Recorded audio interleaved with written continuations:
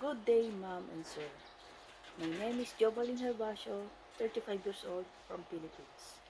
I have son, 13 years old. I'm a high school graduate. I have experience.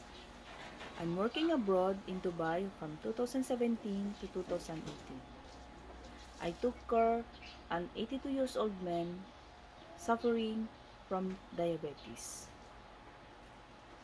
I had to inject him with the diabetic medicine after he ate. I measure all his food because he's a bedridden. After 1 year, he died. So I went go back to Philippines.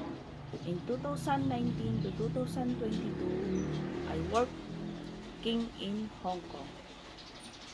They have 3 family members, 2 adults and 1 kid. My main duty is to take care of the kid.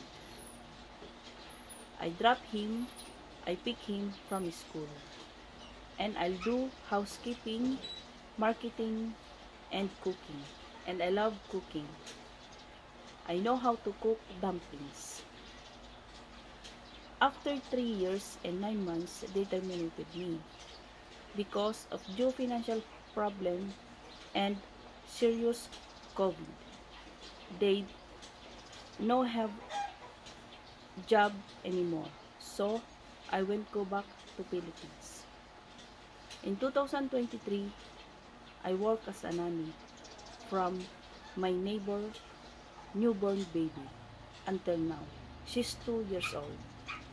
If you heard me, mom and sir, I'll do everything to make your happy family.